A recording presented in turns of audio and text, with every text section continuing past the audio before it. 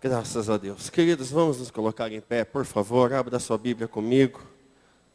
O Evangelho segundo escreveu Lucas, capítulo 2.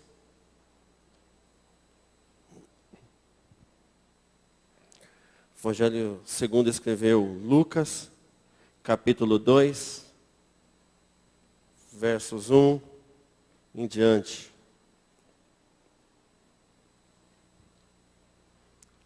Lucas capítulo 2, versos 1 ao verso 14. Diz assim, a bendita palavra de Deus. Naqueles dias saiu um decreto da parte de César Augusto, ordenando o recenseamento de todo o mundo habitado. Este primeiro recenseamento foi feito sendo Quirino governador da Síria. Todos iam alistar-se, cada um à sua própria cidade. Assim, subiu José da Galileia, da cidade de Nazaré, para a Judeia, a cidade de Davi, chamada Belém, porque era da casa e família de Davi, a fim de se alistar com Maria, sua mulher, que estava grávida. Estando eles ali, cumpriram-se os dias em que ela havia de dar à luz. E ela deu à luz a seu filho primogênito. Envolveu-o em panos e o deitou numa manjedoura, porque não havia lugar para eles na hospedaria. Havia naquela mesma região pastores que viviam nos campos e guardavam seus rebanhos durante as vigílias da noite. Apareceu-lhes um anjo do Senhor, e a glória do Senhor os cercou de resplendor, e foram tomados de grande temor. O anjo lhes disse: não temais. Eu vos trago novas de grande alegria, que o será para todo o povo. Na cidade de Davi vos nasceu hoje o Salvador, que é Cristo o Senhor. Isto vos servirá de sinal. Achareis o menino envolto em panos e deitado numa manjedoura.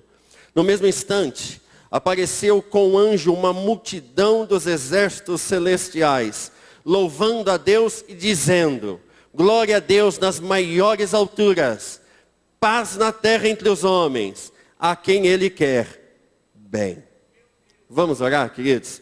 Graças te damos, ó Deus, pelo privilégio de estarmos na Tua casa, pelo privilégio de Te adorarmos, pelo privilégio de abrirmos a Tua boa palavra, ó Deus, e sermos ministrados por ela. Te pedimos, ó Deus, que nessa noite a glória do Senhor esteja sobre este lugar.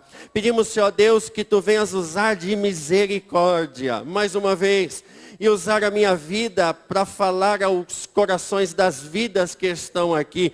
Fala conosco de um modo especial. Estamos, ó Deus, às vésperas do Natal, mas nós acreditamos que hoje o Senhor quer nascer no coração de muita gente aqui. De modo, Senhor, que nós estamos celebrando, sim, a salvação que o Senhor nos deu por intermédio de Jesus de Nazaré. Ó Deus, se Tu podes usar qualquer coisa, então usa a minha vida e fala aos nossos corações nesse lugar, nessa noite. Porque a Tua palavra diz que quem tem ouvidos para ouvir, ouça o que o Espírito diz à igreja. Fale conosco, meu Deus, em nome de Jesus. E o povo de Deus diz: amém. Pode se assentar.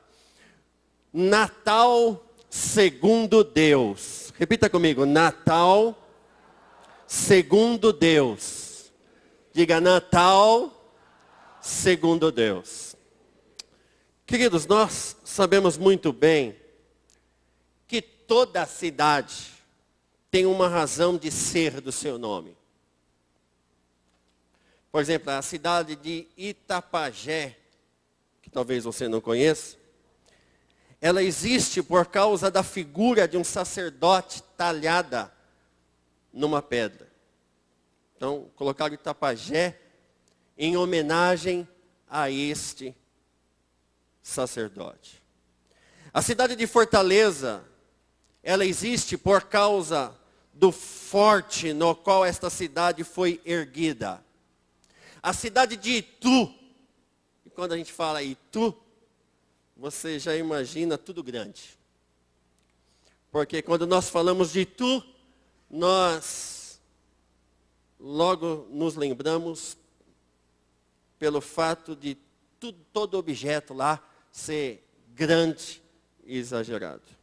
A cidade de Belém também tem uma razão de ser do seu nome.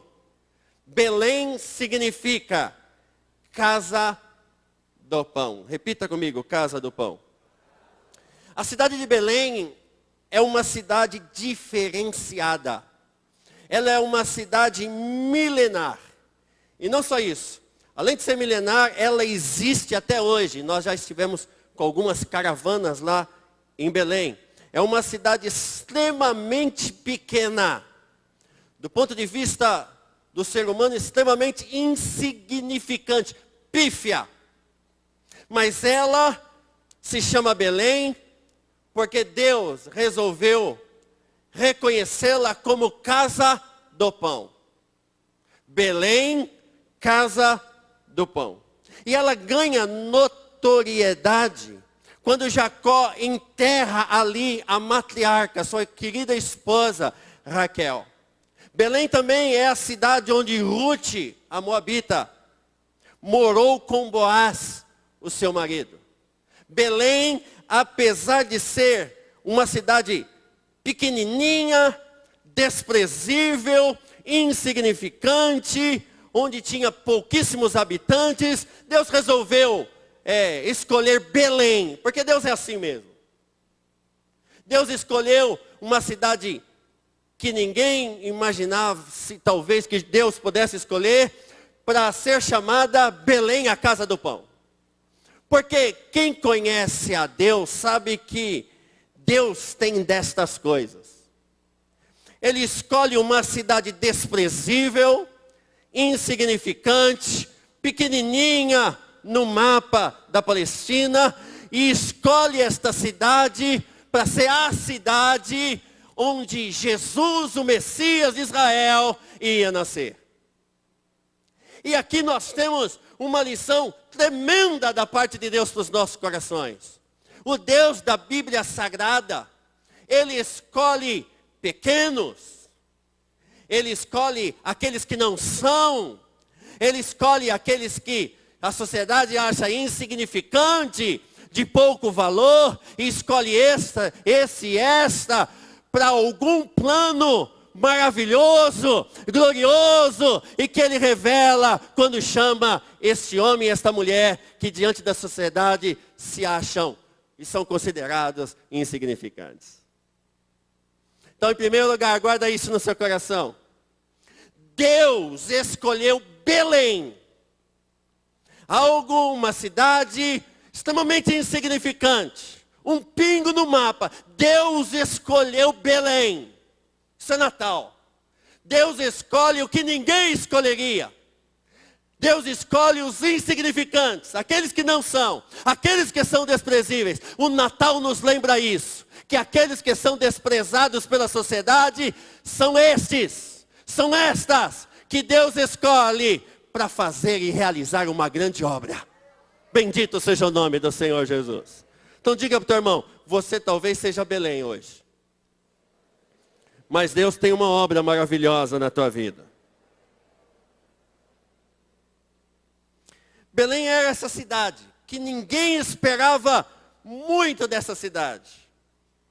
Apenas os estudiosos do Antigo Testamento esperavam, porque no livro do profeta Miqueias, capítulo 5, verso 2, havia uma profecia profetizada cerca de 600 anos antes de Cristo, que dizia: mas tu, ó Belém Efrata, posto que pequena, diga para o teu irmão, pequena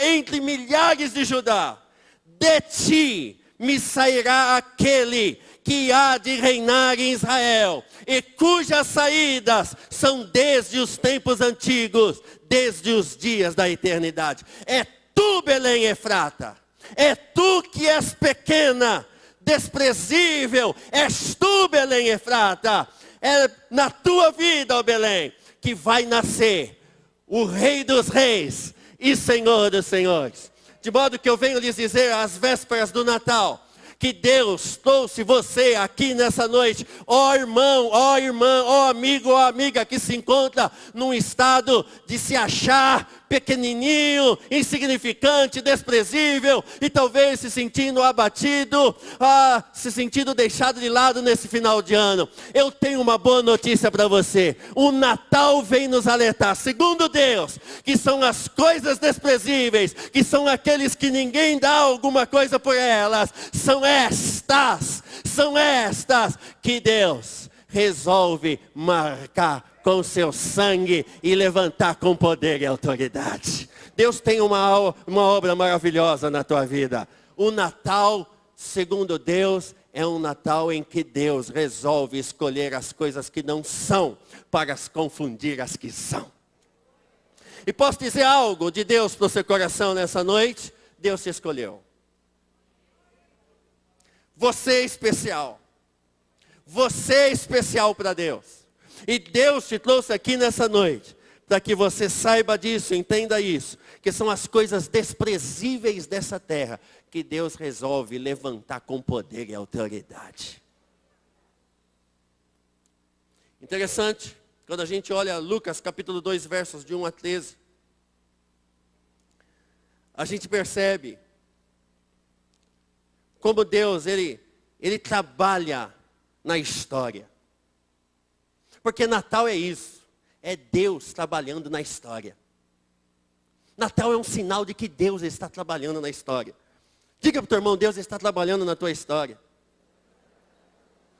Lucas capítulo 2, versos de 1 a 13. A Bíblia diz que a cidadezinha de Judá, chamada Belém, ela estava agitada.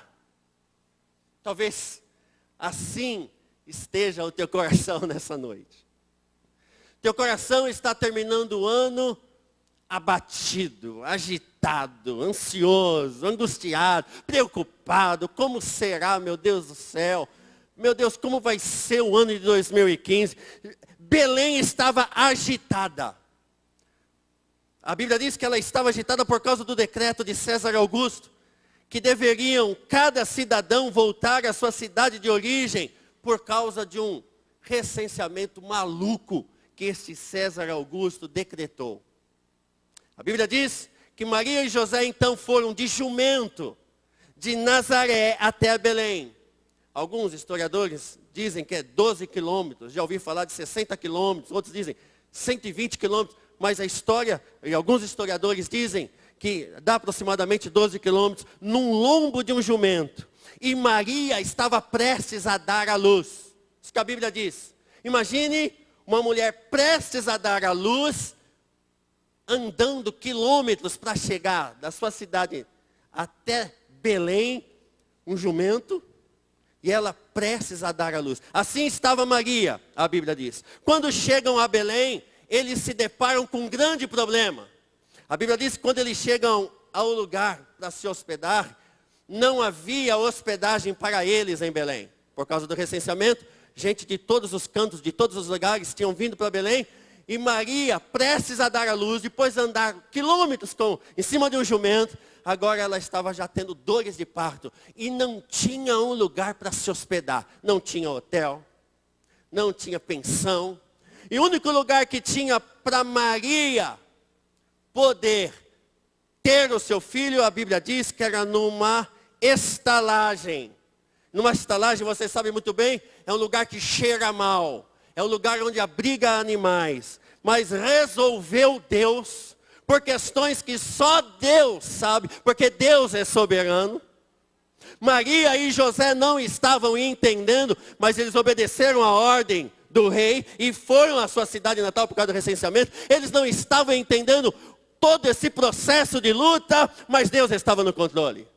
Deus sabia, eles não sabiam o que estava acontecendo. Ela estava angustiada porque estava prestes a dar à luz a um filho e algo precisava ser feito. E o único lugar que eles encontram é numa estalagem, num lugar mal cheiroso, onde ficavam animais, mas era o lugar que Deus havia preparado para eles ficar. A Bíblia diz então que naquela noite todos foram dormir exaustos depois de uma grande caminhada. A Bíblia diz que enquanto todos estavam dormindo, só os guardas noturnos estavam acordados. Por quê? Porque naquela época os guardas noturnos não se chamavam guardas noturnos, se chamava um pastor de ovelhas. Então os guardas noturnos, nessa época, eram chamados de pastores de ovelhas. Os guardas noturnos estavam acordados, guardando a única coisa que se guardava naquela época de fato à noite, que eram as ovelhas.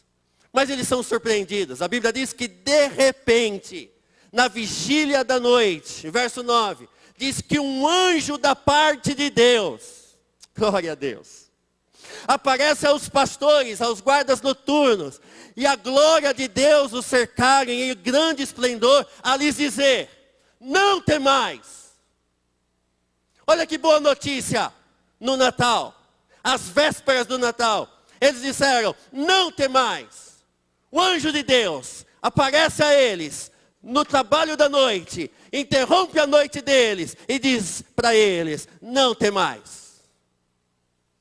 Eu vim aqui dizer essa boa notícia para o seu coração: não temas. O anjo disse: eu vos trago novas de grande alegria. Eu quero lhe dizer nessa noite que vem notícias alegres para o teu coração nesses dias. Não temais. A Bíblia diz que o anjo disse: não temais. Eu vos trago novas de grande alegria, que será para todo o povo. As notícias da alegria não vêm só para você, vêm para todo mundo que está aqui nessa noite. Na Belenzinha, insignificante, na cidadezinha de Davi, vos nasceu hoje o Salvador, que é Cristo, o Senhor. E a Bíblia diz que o anjo disse: e isto vos será por sinal: achareis o menino envolto a panos e deitado numa manjedoura. Glória a Deus, Deus sabia onde o menino estava. Apesar do contexto de adversidade, Deus estava no controle. Deus sabia da situação de Maria. Deus sabia da situação de José. Deus sabia da situação do menino. Deus sabia o momento adverso que a família estava enfrentando. Por isso, Deus disse aos guardas que estavam no campo: não temais. Não temais. E quando Deus diz não temais, é porque Ele está no controle. E eu quero lhe dizer nessa noite, às vésperas do Natal: não temais. Não tenha medo, não se apavore, não se angustie, não se apavore, não fique preocupado. Há uma grande notícia, notícia de alegria. Jesus nasceu, Jesus nasceu, Jesus nasceu. E Deus enviou Jesus para nos garantir salvação e libertação e vitória. A Bíblia diz que no mesmo instante apareceu com um anjo uma multidão de exércitos celestiais, louvando a Deus, dizendo: glória a Deus nas maiores nas alturas, paz na terra, entre os homens, a quem Ele quer bem. Diga para o teu irmão que está ao seu lado: Belém, Deus quer teu bem. Rimou, queridos, rimou. Eu não tinha preparado isso não, mas rimou. Natal é o nascimento daquele que mudou a nossa sorte. Natal é o nascimento daquele que nos tirou das trevas e nos transportou para o reino do Filho da sua luz. Natal é Jesus Cristo, o Senhor e Salvador na história da gente. De modo que você pode dizer: Feliz Natal. Por quê? Porque você já recebeu a notícia de grande alegria. Jesus nasceu. Isso é Natal. Diga ao teu irmão: Feliz Natal, meu irmão. Olhe, preste atenção nisso. Alguém disse que o maior acontecimento da história não foi o dia em que o homem pisou na lua, mas sim foi o dia em que Deus pisou na terra. Isso é Natal. Diga ao teu irmão: isso é Natal. Diga para ele: Feliz Natal, irmão.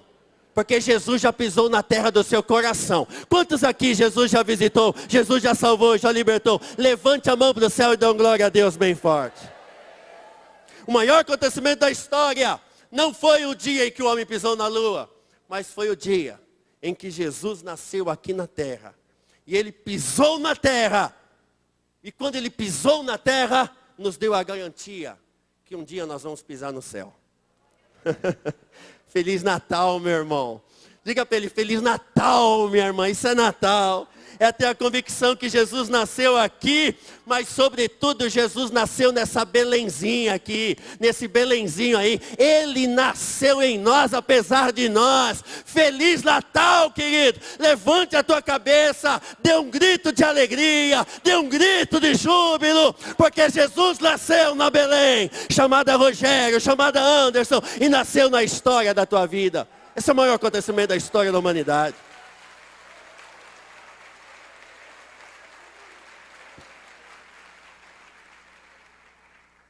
Há muitos que vão participar neste Natal de banquetes, porém vazios. Há muitos que vão estourar champanhes. Outros vão tomar vinhos caríssimos. Vão se embriagar, vão se embebedar. Vão fumar charutos. Nós não. Aleluia. Nós vamos celebrar com Ele a nossa mesa. Porque Ele nasceu dentro de nós. E não há inferno, e não há potestade, e não há angústia, e não há tristeza, e não há dor, e não há luta e perseguição que nos separe do amor de Deus, que está selado em nós através de Jesus e Nazaré. Jesus vive em nós. Deixa eu lhes falar nessa noite, de pelo menos 3 lições que aprendemos neste Natal segundo Deus. Em primeiro lugar, César Augusto, sem saber, estava cumprindo os propósitos e os desígnios de Deus, que tudo sabe. Natal, segundo Deus, é a gente entender que apesar de todas as dores, tudo coopera e todas as coisas cooperam para o bem daqueles que amam a Deus. Deus trabalha na história, para que na história você sempre termine sendo abençoado. A Bíblia diz que César Augusto, quando agregou o povo nas suas cidades, a sua ambição era apenas o estabelecimento do poder. Ele queria ser poderoso, ele queria mostrar a todos, e todos do seu reino, que quem mandava no reino era Roma. Mas ele não sabia que apesar desse decreto maluco, de ter que fazer com que um casal saísse de uma cidade e viesse até outra, tão somente para se apresentar para o recenseamento, ele estava pensando que ele estava fazendo aquilo para demonstrar números, poder. Mas na verdade ele estava sendo usado nas mãos de Deus, para que se cumprisse os propósitos soberanos de Deus. Aleluia. Porque o homem assim acha que nos tem aqui, que está nos humilhando, está nos pisando, mas tudo isso vai se desembocar, para que Deus seja glorificado na história da tua vida. A coisa não vai terminar como começou, porque a glória da última casa será maior do que a primeira, porque todas as circunstâncias Deus usará para que o nome dele seja glorificado e para que você seja honrado na terra dos viventes, porque Deus faz isso com quem é Belém. Ele não sabia, mas ele estava cumprindo os desígnios e os propósitos eternos de Deus, que tudo sabe. Eu vim aqui lhes dizer nessa noite, véspera de Natal, que Deus está no controle de todos os afazeres da raça humana. Diga para o teu irmão, Deus está no controle de todas as coisas. Sabe por quê? Porque o processo histórico da humanidade segue os trilhos do decreto divino. E quem é amado por Deus, sempre no final, a vitória. todos os processos de perdas que José enfrentou na sua vida, ele talvez não estava entendendo nada. Os ciúmes dos seus irmãos, a inveja dos seus irmãos planejaram, arquitetaram, conspiraram para matá-lo, mas Deus diz: matar não. O diabo não pode tocar em você, não pode tirar a tua vida, porque na verdade os amonitas, os amalequitas, eles têm que seguir o propósito soberano de Deus. A Bíblia diz então que os irmãos resolvem vender José. E ele é vendido e cai no Egito. E talvez José estivesse como alguns talvez estejam nessa noite, dizendo: Deus se esqueceu de mim. Deus me abandonou. Deus me deu um sonho. E me mostrou que nesse sonho todos os meus familiares se prostravam diante de mim. Deus me mostrou eu sendo honrado. E agora eu estou nessa situação. E a vida de José foi, dia após dia, degringolando, se afundando. E a Bíblia não mostra sequer uma vez José levantando a voz a Deus e murmurando contra Deus. Porque eu creio que José, ele descansava na soberania de Deus. E José entendia que todas as coisas cooperariam para o bem dele, porque Deus o amava. Deus tinha uma obra na vida dele. José acreditava que os sonhos de Deus para a vida dele, ainda que as coisas estavam demonstrando que as coisas não seriam como Deus havia mostrado, ainda que as coisas pareciam que estavam degringolando, mas estavam tudo sob o controle rígido do Altíssimo, do Todo-Poderoso. Eu vim nessa antessala do Natal, às vésperas do Natal, dizer para você que talvez se sinta como José no Egito. Parece que esse ano, janeiro foi ruim. Fevereiro foi muito ruim. Março foi bi ruim. De abril foi tri ruim. E aí, penta ruim. E talvez você esteja dizendo: meu Deus, se Deus não fizer alguma coisa, eu tenho a sensação que Deus se esqueceu de mim, que eu sou apenas um belenzinho Efrata, desprezível, e que Deus não está me vendo. Eu vim aqui dizer para você que o Natal segundo Deus, aleluia. Oh, glória a Deus, aleluia. É o Natal que Ele nos diz: eu estou no controle da história da tua vida, da tua humanidade, e eu vou te honrar na terra dos viventes, porque eu sou Deus. Pastor Anos, por que Deus, Ele trabalha? Porque não, às vezes eu tenho vontade de dar algumas ideias para Deus, para facilitar. E aí a gente começa a estudar a Bíblia, como por exemplo a história do povo hebreu. Deus levanta Moisés. E aí escolhe um homem gago, pesado de língua, de falar. Tinha dificuldade para falar. Tanta gente para Deus escolher. Deus resolveu escolher um homem com dificuldades de fala. Diga para o teu irmão: mas Deus é Deus, e Deus é soberano. Aí levanta ele, a Bíblia diz que ele vai lá. Vai falar diante do faraó. Faraó resiste. Aí Deus envia pragas no Egito. Aí Deus dizia para o faraó: Deus dizia para Moisés: pode ir porque eu sou contigo. Mas sabe o que Deus fazia? Ia lá no coração de faraó e Deus, a Bíblia diz, endurecia o coração de faraó. Às vezes você não tem a sensação de que parece que Deus está de brincadeira com você. Às vezes a gente diz: Senhor, o senhor está de brincadeira, Senhor. O Senhor manda aí diante de faraó dizendo que vai dar vitória. Aí chega lá, o homem endurece o coração, pesa mais a mão. Parece que quando mais complica. Deus está rigorosamente no controle da história das nossas vidas. Porque quem escreve a história da humanidade não é o catolicismo, não é o João Paulo II, não é o Bento XVI, não é o Papa Francisco, não é o Dalai Lama, não são os Hare Krishnas, nem os budistas, nem os testemunhos de Jeová.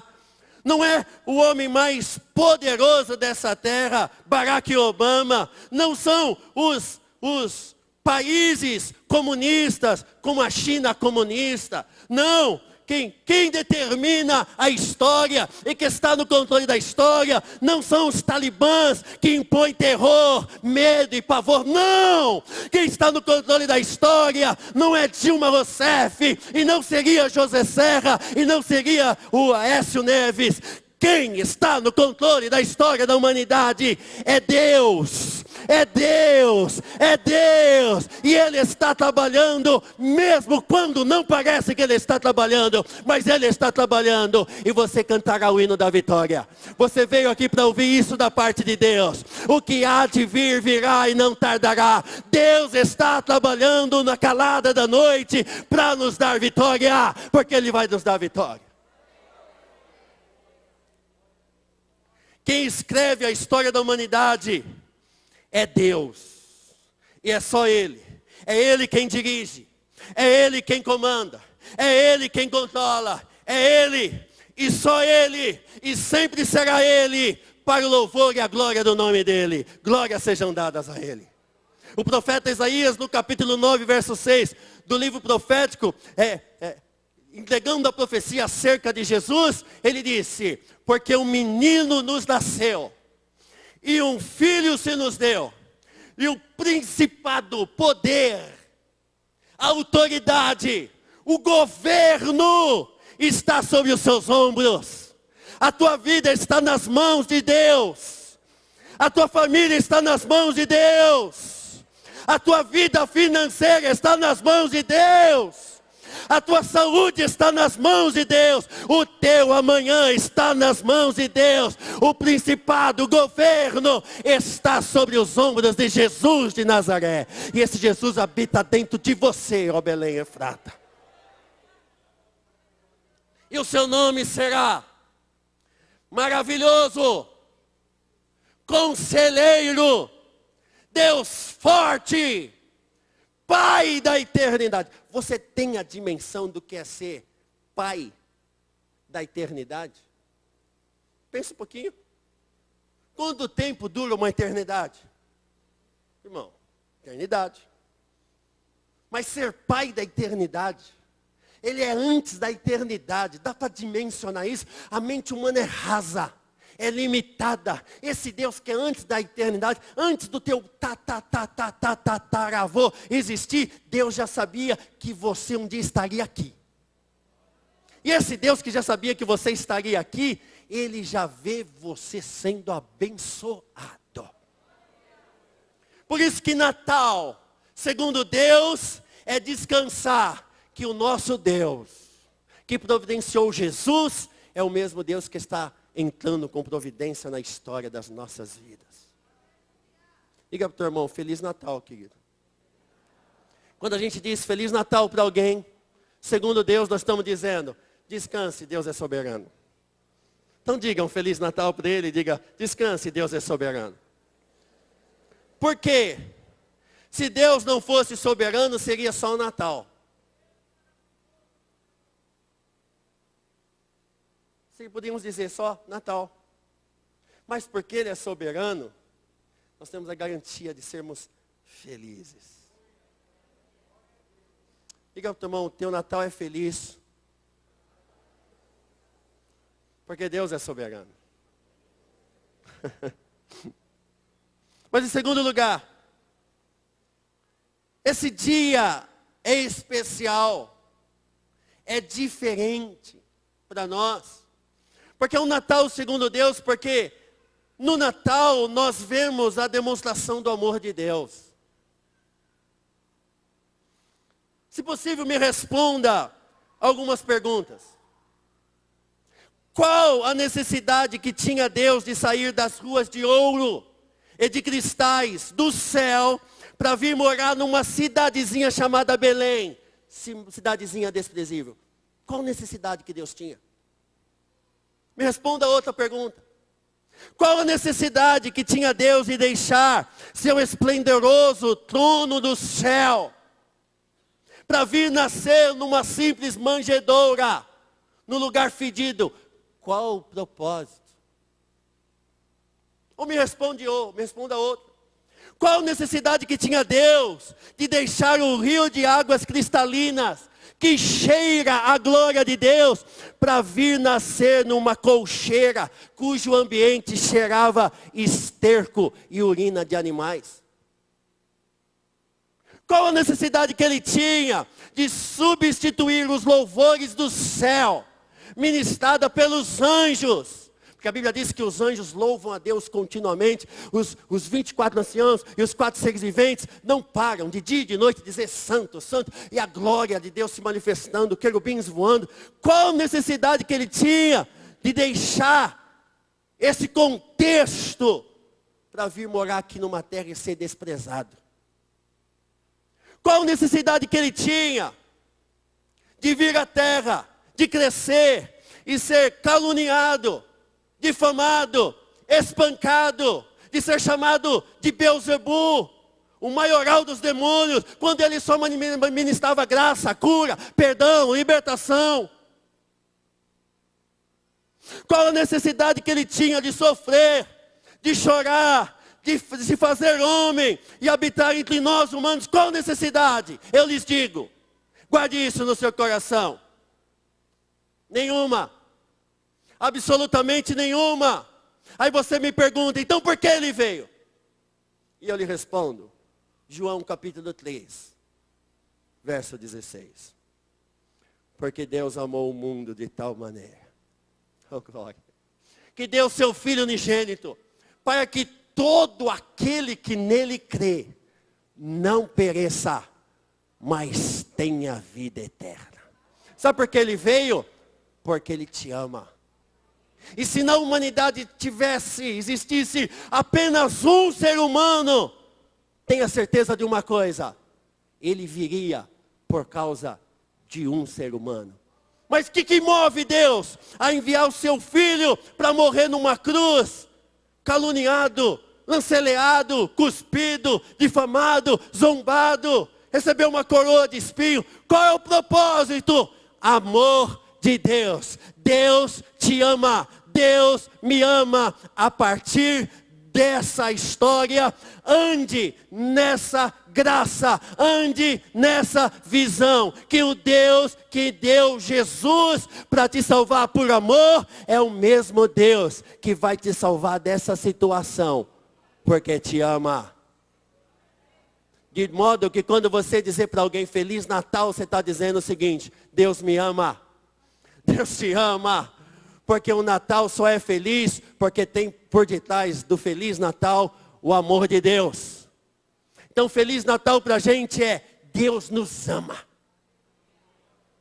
Alguns aqui não valiam nada, mas Deus resolveu nos amar mesmo assim.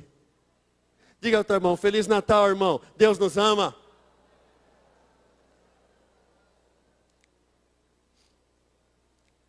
De modo que todos os natais, e eu já vou encerrar, são uma lembrança de que Deus poderia ter dado as costas para o homem, porque o homem pecou contra Deus.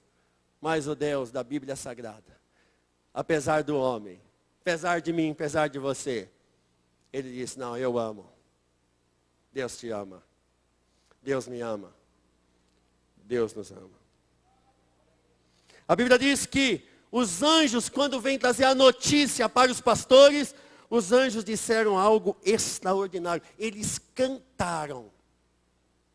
É como se o coral Canaã, coral Agnus Dei, coral Ruach, os corais da igreja, o madrigal, se unissem no ministério de louvor e cantassem: glória a Deus nas alturas, porque Ele está nas alturas, porque Ele é soberano. Glória a Deus nas alturas e paz na terra entre os homens, a quem Ele quer, a quem Ele quer, a quem Ele quer. Deus te trouxe aqui para te dizer isso. Deus te quer bem. E a maior prova disso é que Ele deu Jesus. O maior bem que Ele tem na sua glória, Ele deu o maior bem dEle, porque Ele viu em você, não uma belenzinha desprezível, mas uma joia de grande valor. Diga para o teu irmão: Deus nos ama.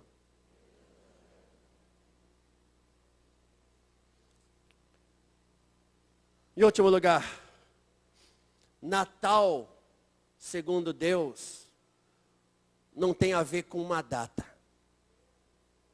Natal, segundo Deus, tem a ver com uma experiência. Podemos repetir isso? Natal, segundo Deus, não tem a ver com uma data, e sim com uma experiência. Natal não é uma data, não é um dia. Natal é uma experiência. Até mesmo porque não se sabe qual é a data real do nascimento de Jesus Cristo. Uma coisa os estudiosos têm certeza. Não foi dia 25 de dezembro. Pode ficar tranquilo. Por N motivos que eu não vou dizer hoje. Uns dizem ser dezembro. Outros dizem ser abril, maio, junho. Mas isto pouco importa. Porque Natal para a gente não tem a ver com data. Natal para a gente tem a ver com experiência. O meu Natal eu celebro numa data diferente de você. Porque o meu Natal foi o dia em que Jesus disse: arrependei-vos. Vinde a mim, todos vós que estáis cansados, sobrecarregados e oprimidos, e eu vos aliviarei. Esse foi o meu Natal. Eu me lembro até hoje, quando o pastor da igreja fez o apelo. Eu, apesar de ser crente, nascido numa manjedoura, quer dizer, nascido num berço. Era quase, nós éramos muito pobres, mas muito, quase uma manjedoura. Mas foi um berço. Está certo que foi o mesmo berço para 7 filhos, mas foi um berço. Eu me lembro quando o pastor fez o apelo, eu tinha 11 anos de idade. Ele pregou sobre o amor de Deus.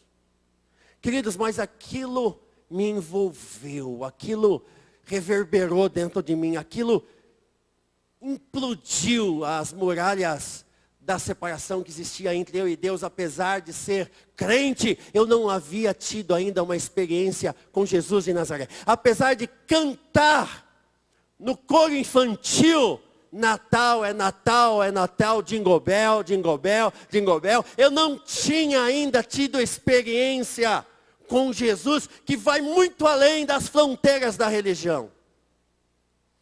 Eu fui tocado pela graça, num domingo à noite. O Espírito de Deus me convenceu do pecado, da justiça e do juízo. Meu coração desmoronou diante do poder da graça, do amor de Deus. Eu fui para frente em soluços. Eu não me aguentava. E aquele dia eu experimentei um feliz Natal. Natal não se comemora. Natal se experimenta. Aliás, só se comemora de verdade o Natal quando você o experimenta. Eu me lembro que na minha conversão, 11 anos de idade, o grupo de louvor começou a cantar: Jesus Cristo mudou o meu viver. Ele é a luz que ilumina meu ser. Sim, Jesus Cristo mudou meu viver. Porque é isso que é Natal. Natal é uma experiência indizível com Jesus de Nazaré. Salvação não é um ato religioso, e sim uma experiência com Deus. Cristo quer ser o Senhor da sua vida. Natal verdadeiro é quando o homem abre o seu coração e diz para o Senhor Jesus: vem reinar em mim, Senhor. Vem, Senhor da minha vida. Vem ser Senhor absoluto da minha vida e da minha história. Natal não é uma data, não. Natal é uma experiência que marca uma data. Porque marca o dia. Eu não me esqueço do dia em que Deus me visitou. Dia 12 de fevereiro de 81. Ô data especial. Ô data gloriosa. A data em que Jesus inundou o meu ser. De modo que quando nós dizemos para alguém: Feliz Natal, nós estamos dizendo: Deus está no controle, Deus é soberano. Ele está controlando a história das nossas vidas. De modo que quando nós dissemos Feliz Natal, nós estamos declarando para todo mundo ouvir que Ele nos ama. E quando nós dissemos Feliz Natal, nós estamos dizendo, não é esse Natal em que trocamos presente. Esse Natal não tem a ver com presente. Esse Natal tem a ver com presença. Jesus Cristo mudou o meu viver. E quantas vezes você já disse para alguém Feliz Natal? Passando lutas, problemas, dificuldades, angústias, dores. Mas quando você diz Feliz Natal, Deus quebrou cadeias. Porque Natal para a gente é muito mais profundo do que o Natal que se celebra aí fora. Nós trocamos presentes? Claro. Nós participamos de Amigo Secreto? Claro. Nós participamos de grandes ceias? Claro. Mas tudo isso, sem Jesus de Nazaré, é só um Natal. Porque o que faz ser Natal de verdade, e de direito, de felicidade, de alegria abundante, tem um nome, não tem uma data, tem um nome, Jesus Cristo de Nazaré. De modo que eu quero concluir, falando uma pequena experiência que George Foreman, você já deve conhecer. George Foreman é aquele lutador de boxe, tem a história da vida dele, o livro da biografia da vida dele. Ele disse que numa determinada luta, que era a luta da história da vida dele, ele nunca havia perdido. Na semana que antecedia a sua luta, alguém o abordou e falou para ele, olha, você é rico, você é forte, você é imbatível, mas eu quero dizer uma coisa para você. Só Jesus é o caminho, a verdade e a vida verdadeira. Ele disse que aquelas palavras, poucas palavras daquele evangelista ficou na mente dele. E se desembocou no coração dele. Aquilo foi se agigantando. Se agigantando. Se agigantando. Que ele foi perdendo o prazer pelo boxe. Só que ele tinha uma luta importante. E que ele não podia perder aquela luta. Até mesmo porque valia muito dinheiro.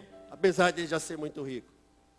E quando ele estava no vestiário, se preparando, se aquecendo para a luta, aquela mensagem ainda reverberava. Jesus é o caminho. Jesus é a verdade. Jesus é a vida. Tudo nessa vida passa, porque Jesus é o caminho. Jesus é a verdade. Jesus é a vida. Tem que pensar na eternidade. Jesus é o caminho. Jesus é a verdade. Jesus é a vida. Ele disse que foi para a luta, aquilo se agigantou demais dentro dele. Ele começou a lutar e ficou desorientado na luta. Ficou irreconhecível na luta. Apanhou até perder a luta. Só que ele disse que quando ele estava prostrado, em que todo mundo estava espantado com a sua derrota, lá no chão, com a boca no pó, ele ouvia as palavras do Evangelho, que diziam, Jesus é o caminho, Jesus é a verdade, e Jesus é a vida. Ele se levantou de lá forte. Ninguém entendeu. Foi para o vestiário. Todos espantados com a sua derrota. E no vestiário, ele se prostrou diante de Jesus de Nazaré. E disse, eu reconheço o Senhor Jesus como meu caminho, minha verdade e minha vida. Quando ele estava saindo, ele sentiu a presença e a graça de Deus, o amor de Deus sobre ele. Quando ele estava saindo, os repórteres o envolveram e disseram para ele, rapaz, você perdeu a luta da tua vida, valendo o cinturão da tua categoria. Como é se sentir derrotado? Como é se sentir nessa condição? Você que era imbatível. E ele diz, eu quero dizer para vocês, que eu perdi a luta, porém, ganhei a vida. Porque quem tem Jesus na vida, pode perder algumas lutas, mas sempre tem a garantia da vida. Aleluia. Isso é Natal. Natal é ter a garantia de que Jesus está conosco quando a gente está na lona. Ele está conosco. E reverberando dentro de nós, eu sou o teu caminho, eu sou a tua verdade, e eu sou a tua vida. Isso é Natal. É crer que mesmo na lona, Deus está no controle. Perdi a luta, mas Deus estava no controle. Deus já estava ganhando ele para Jesus de Nazaré. Talvez você entrou aqui nessa noite abatido, entristecido, angustiado. Mas eu quero dizer para você, levante a tua cabeça. Porque ter um Feliz Natal é ter a convicção de que Deus é soberano e que todas as coisas cooperam para o nosso bem.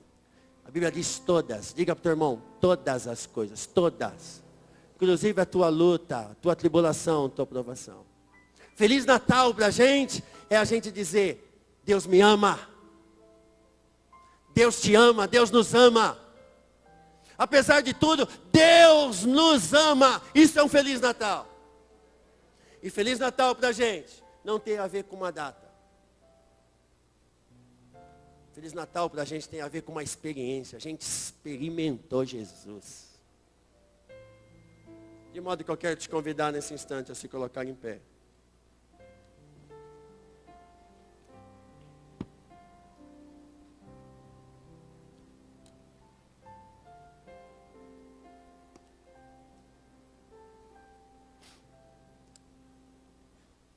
Isso é Natal segundo Deus. Isso é Natal segundo a ótica de Deus. Ninguém na história imaginaria que Jesus nasceria em Belém. Segundo, ninguém na história imaginaria que alguma coisa boa pudesse vir de Nazaré. Jesus foi viver em Nazaré. Você tem valor para Deus, irmão. Você tem valor para Deus, irmã. Termine esse ano declarando isso. Feliz Natal. Eu terei um Feliz Natal. Os meus terão um Feliz Natal. Porque Deus é soberano. Porque Deus me ama. E porque eu tive uma experiência com Ele. Feche os teus olhos. Vamos orar a Deus. Alguém nessa noite que nos visita pela primeira, segunda e terceira vez que tem ouvido essa palavra, porque eu não poderia encerrar essa ministração sem te fazer um convite. Alguém que tem ouvido esta palavra, a palavra de Deus, gostaria de abrir o seu coração para Jesus e de recebê-lo como seu único e suficiente Salvador. Há alguém no nosso meio que quer se entregar para Jesus, para experimentar, não mais um Natal, mas um Feliz Natal.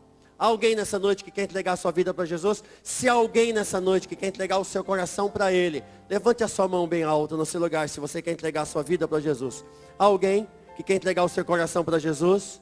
Alguém? Se tiver alguém, levante a sua mão bem alta. Você diz assim, nessa noite, não, eu quero entregar minha vida para Jesus. Eu quero que Ele controle a minha história. Eu quero que Ele controle o meu viver. Eu quero experimentar esse caminho, esta verdade, esta vida. Há alguém que tem ouvido a palavra de Deus, gostaria de entregar o seu coração para Jesus? Se há alguém, levante a sua mão bem alto, se você quer entregar o seu coração para Jesus, porque queremos orar por você. Queremos liberar essa vitória de Deus para a sua vida, porque essa é a maior vitória da história da humanidade. É quando o homem recebe Jesus como seu único e suficiente Salvador. Há alguém que tem ouvido a palavra, gostaria de entregar o seu coração para Jesus? Se há, levante a sua mão bem alto. Hoje é o teu dia. Hoje é o teu momento. E hoje Ele quer marcar a tua história com uma experiência sobrenatural. Se há alguém, levante a sua mão bem alto, porque eu quero orar por você. Há alguém que está afastado do caminho do Senhor, o caminho da verdade, o caminho da vida, o caminho que leva ao céu, e que hoje quer se reconciliar com Jesus de Nazaré. Há alguém no nosso meio que quer se reconciliar com Deus? Se há alguém, levante a sua mão bem alto. Eu quero orar por você, quero ministrar a bênção. Alguém? Não há ninguém? Se há alguém, levante a sua mão bem alto. Quero orar por você, quero abençoar a sua vida. É a melhor e maior decisão que um ser humano pode tomar. Nós não sabemos como será o dia de amanhã, se na nossa história ele se encerra hoje. Amanhã pode ser que você não tenha outra oportunidade. O dia de Deus para a sua vida é hoje. Há alguém que quer se reconciliar com Deus ou quer entregar a sua vida para Jesus? Deus abençoe, Deus abençoe. Há mais alguém que quer entregar a sua vida para Jesus? Se tiver, levante a sua mão bem alto, que eu quero orar por você. Há mais alguém? Os crentes, por favor, orem. Feche os teus olhos, orem a Deus. Os obreiros, orem a Deus. Ok? Ore a Deus. Porque é Ele que convence o homem do pecado, da justiça e do juízo. Eu gostaria de chamar esse casal para vir aqui à frente. Eu quero orar por vocês. Vem aqui, queridos. Há mais alguém que quer entregar sua vida para Jesus? Se reconciliar com Deus? Vem aqui. Porque a porta da graça está aberta para a tua vida. Hoje é o teu dia. Hoje é o teu momento. Hoje Deus muda a tua história. Levante a sua mão direita para cá. Vamos orar por estas vidas. Deus abençoe vocês. Rica e poderosamente de vida e vida com abundância na história da vida de vocês. Amém? Feche teus olhos, levante a sua mão para cá. Senhor nosso Deus e nosso Pai. Eis aqui, ó Pai, os teus filhos diante de ti. Nós louvamos o teu nome por estas vidas, meu Pai. É o Senhor que convence o homem do pecado, da justiça e do juízo. Louvamos o teu nome, Senhor, pelo sacrifício de Jesus de Nazaré. E te pedimos, ó Deus, que esta graça, que este amor, que esta virtude, que esta salvação, ó Deus, venha trazer um impacto, reverbere na história da vida dos teus filhos. Escreva, ó Deus, os nomes dos teus filhos no livro santo da salvação eterna, livro da vida e do Cordeiro. Que eles sejam ricamente abençoados pelo Senhor, que eles experimentem do céu na história da vida deles. Pai, nós te pedimos que seja assim. Nós te louvamos por estas vidas. Também, meu Deus, colocamos as nossas vidas nas tuas mãos. Mais um Natal que se chega, ó Pai, mas nós temos a alegria, o prazer, a satisfação de dizer que somos felizes, apesar de tantas lutas, somos felizes, porque Jesus habita dentro de cada um de nós. E eu sei que este Deus, que enviou Jesus, como sinal do teu amor, da tua graça, da sua soberania, ó Deus, para nos dar uma experiência gloriosa contigo, para nos trazer de volta a Deus, esse mesmo Deus, em Jesus, dará vitória para cada um dos teus filhinhos que se reúnem nessa noite, nesse lugar. Salva famílias. Liberta, Deus, os que estão amarrados pelas drogas, pela prostituição, pelo mundo, ó Deus, podre em que nós vivemos. Tem misericórdia, salva as famílias aqui representadas. Cura, liberta, dá o céu para cada um dos familiares aqui representados. Ó Deus, e que tua glória seja manifestada dia após dia na história do nosso viver. E que este final de ano seja o melhor fim de ano da história das nossas vidas. Em nome de Jesus. E o povo de Deus diz, amém. Vamos aplaudir a Deus por estas vidas. Deus abençoe vocês, em nome do Senhor Jesus Cristo. Deixa eu dizer algo para o seu coração. O pastor Rogério vai dizer isso amanhã, e eu vou dizer isso no nome dele e no meu nome. Feliz Natal. Quem vai ter um Feliz Natal aqui? Levanta a mão. Diga para o teu irmão, Feliz Natal, querido. Você entendeu, né? Não é um Natal segundo os padrões desse mundo, com ho, ho, ho, ho. Não. É o Natal segundo Deus. Glorificado seja o nome do Senhor Jesus.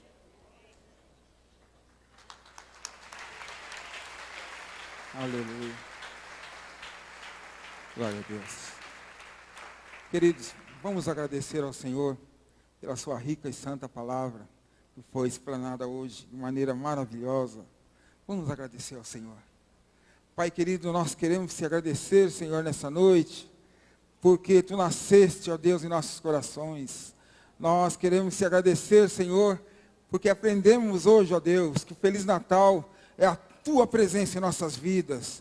Pai querido, abençoa cada um dos teus filhos que aqui está, nesse dia, Senhor, nesse culto.